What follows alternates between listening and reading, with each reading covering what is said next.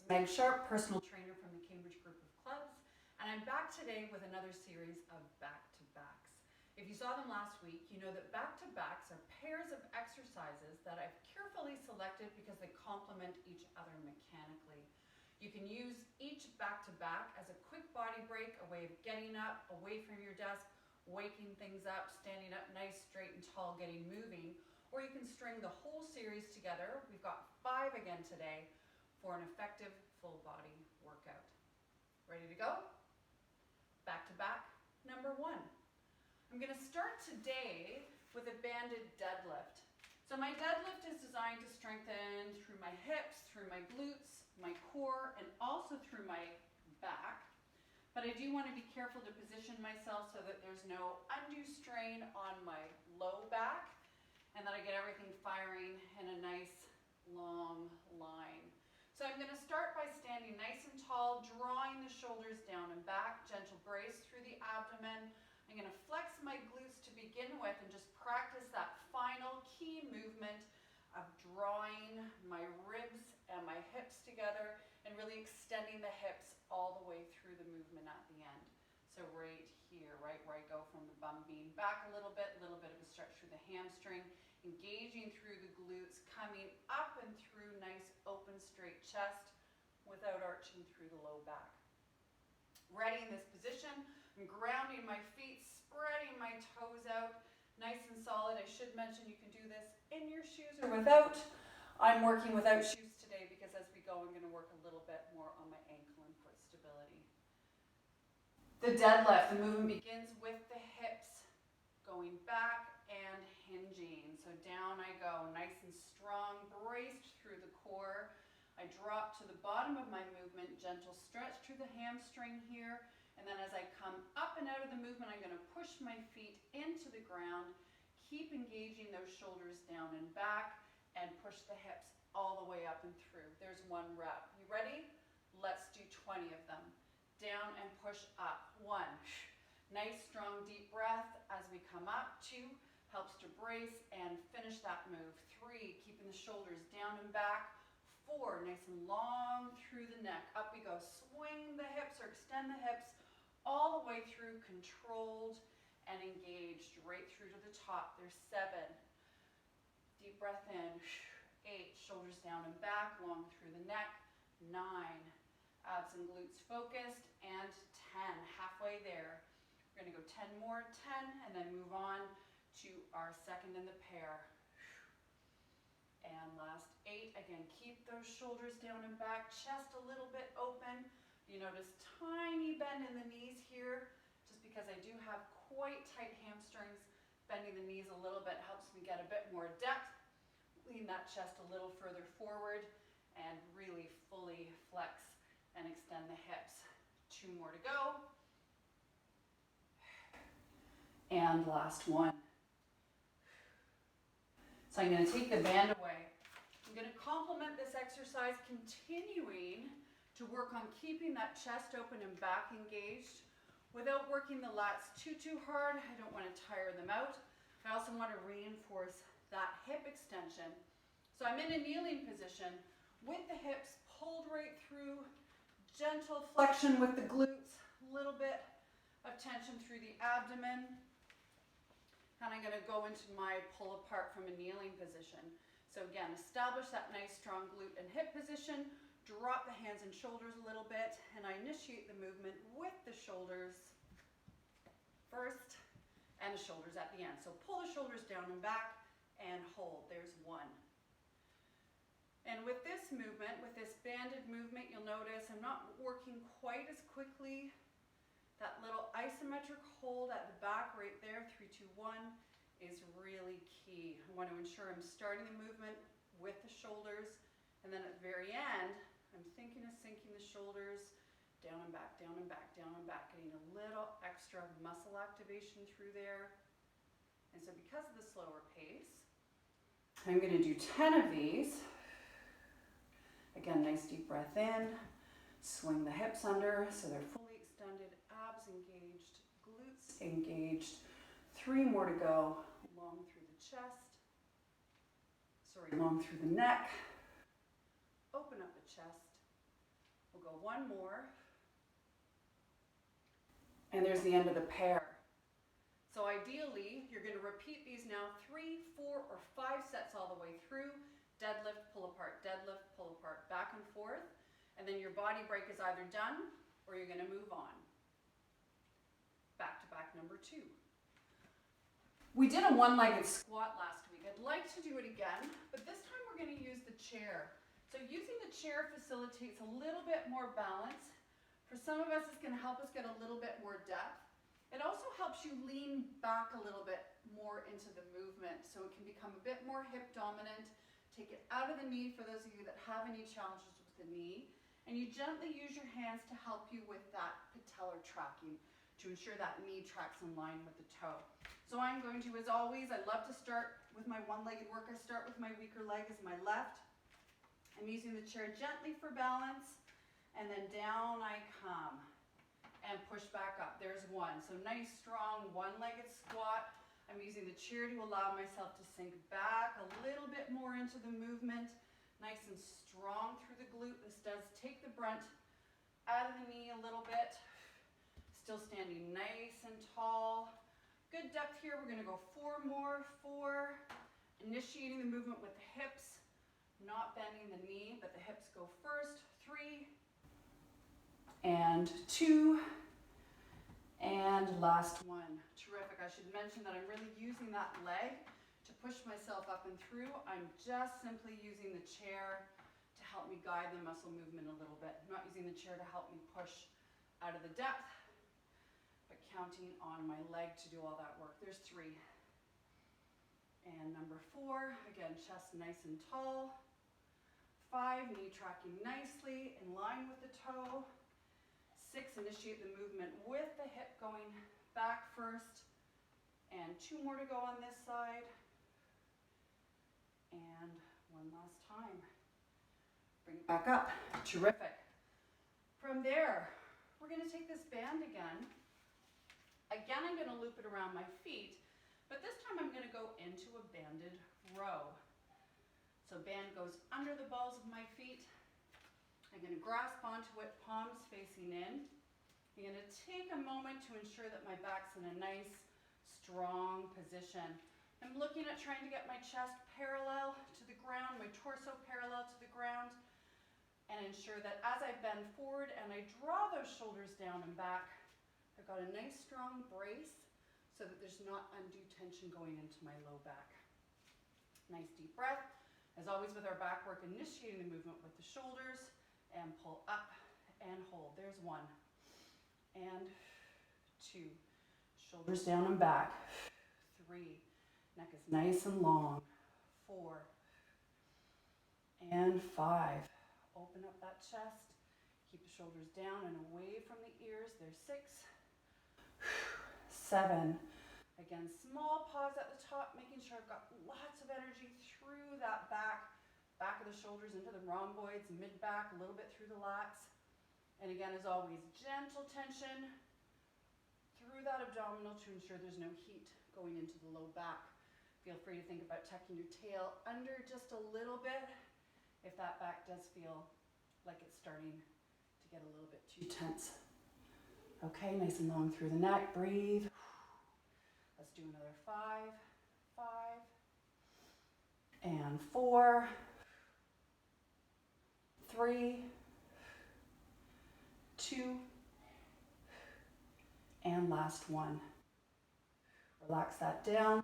Take the band out from under your feet. And then again, you would go back to your one-legged squat. Back to back. 3, 4, or 5 sets of each. Moving on. Back to back number 3. We're going to work again on one leg, a little bit more on balance, and keeping the hip dominant move. Let's move into a one-legged Romanian deadlift. So I'm going to start with my weaker leg.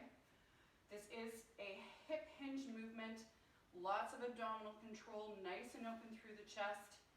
I'm going to keep my hands on my sternum, but you could reach them out in front, keep them out to the sides, whatever you think is better for your balance.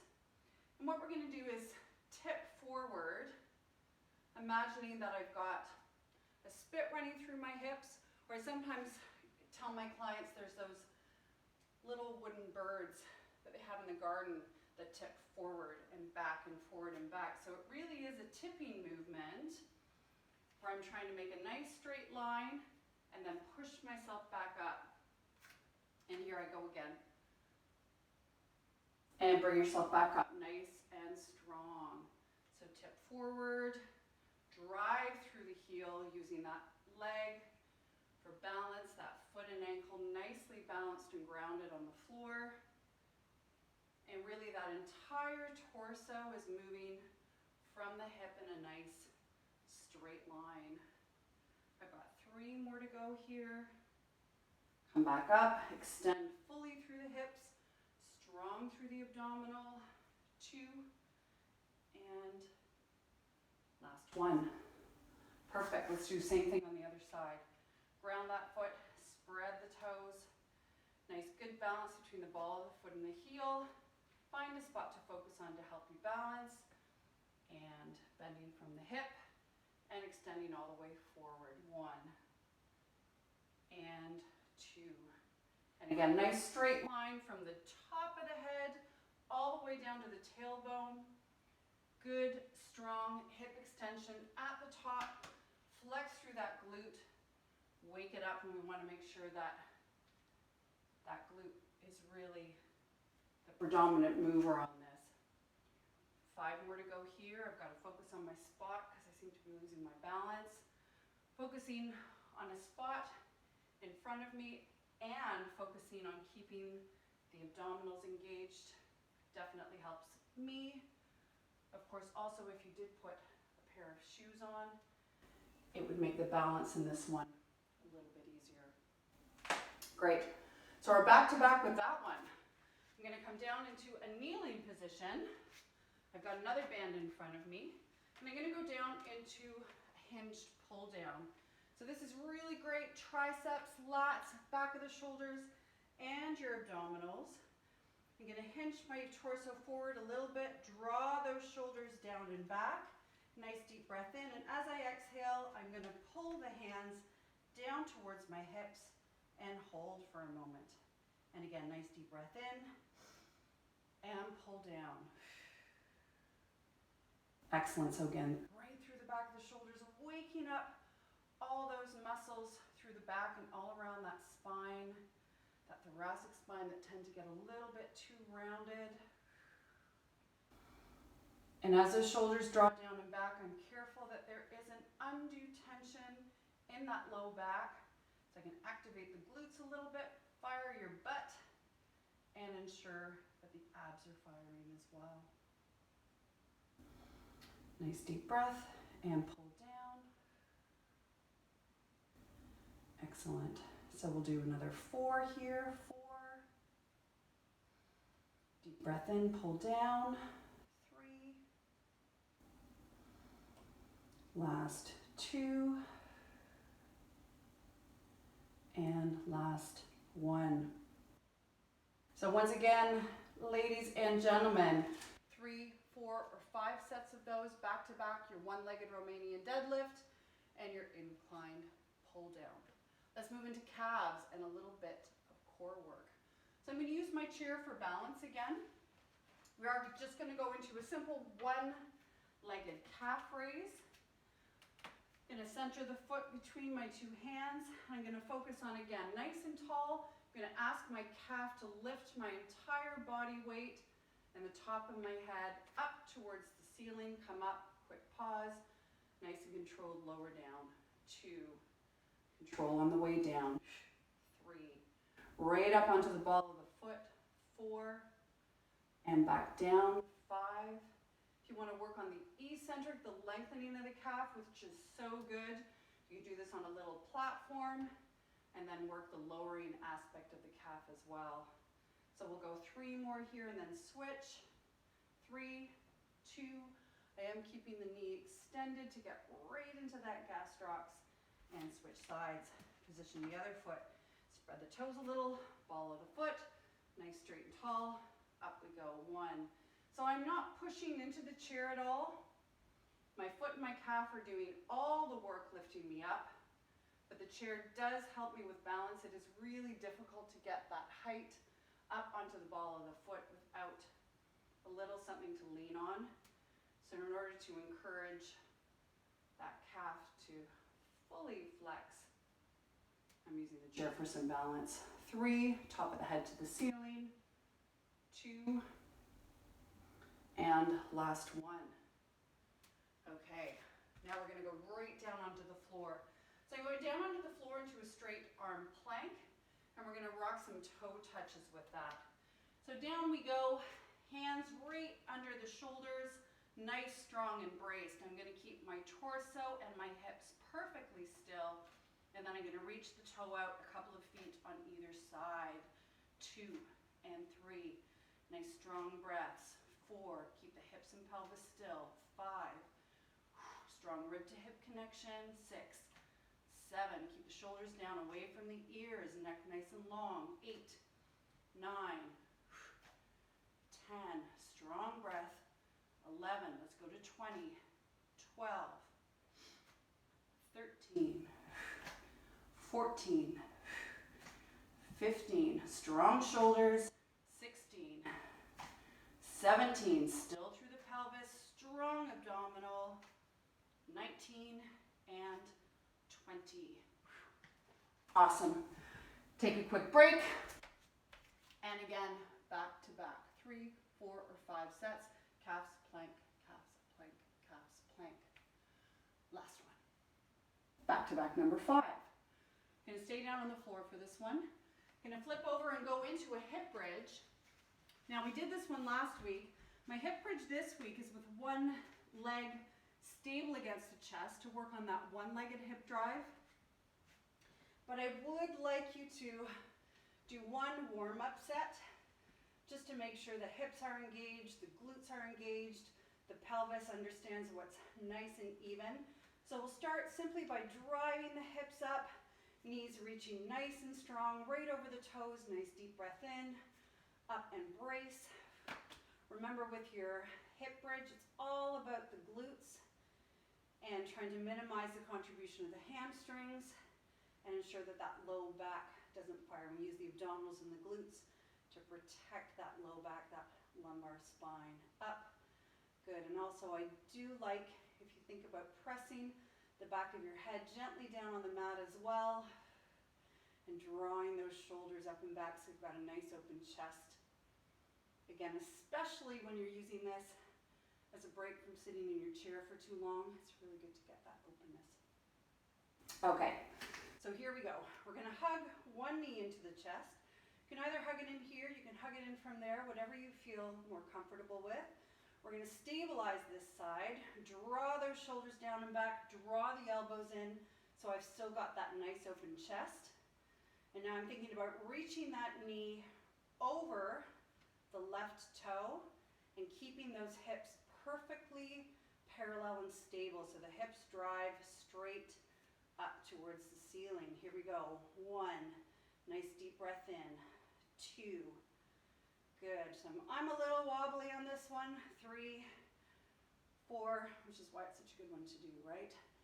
5, really want to work on making both sides of the hips nice, strong, and stable, and teaching each hip how to extend all the way through. So many of us are so tight and weak in our ability to extend our hips, so this one's really key. Go 2 more, 2, and 1. Drop it down, change sides. Again, draw that knee in. Think about reaching the knee right over the toes, level through the hips. Up we go. 1 and 2. Strong abdominal control. 3. Nice, steady and stable through the knee. 4. Open up that chest. 5. Again, gentle pressure, back of the head down into the mat. 6. So much to think about. 7. 8. Strong abdominals. 9. And 10. Beautiful. And from there, a little more abdominal work. We're going to modify our dying bug. I've got the band that I used from earlier here. I'm going to pull gently down just to create a little bit of tension here. Enough tension that I feel like I've got to carve my arms down. I've got to engage through the intercostals, all those fabulous muscles through my ribs to keep the ribs down a little bit. So it gives me a little more engagement through the rest of the torso, through the upper part of the abdominal. And then as with many of the dying bugs, I'm going to reach one leg away from me and bring the leg back up. Now you can do this with a straight leg. I do caution you, if you're going straight leg and going super fast, one of the problems can be that those really tight, strong hip flexors, remember I said your hip extensors are weak, but most people's hip flexors are really strong. They'll tend to just spring like strong elastics and just drive your leg back up, right? So it can make it actually quite a bit easier. What I want you to do is really focus on what muscles are doing the work to reverse the direction of that foot every time it hits the floor. So we keep going with this gentle tension through the arms, through the lats, through the rib cage, nice and long through the neck, gentle pressure, back of the head again into the mat, and thinking about not allowing that pelvis to tilt so that low back doesn't get too tight. And I'm going to do 4 more, nice and focused. 4 and 3. It's funny, I find these a lot harder when I focus on them and when I just chat through them. Last one. Great. Relax down for a moment. So we're going to go back into that back and back. This is a wonderful one mechanically. The hip bridging, whether it's both legs or one leg at a time, complement that dying bug so well because it helps keep that back open and nice and long. So that was back to back number 5. I hope you enjoyed it. Once again, feel free to use each of those in isolation as a quick pair to fit some activity into your day, break things up, string all 5 together, mix them up with the back-to-backs that we did last week so that you've got lots of variety with your full body workout. From my home to yours.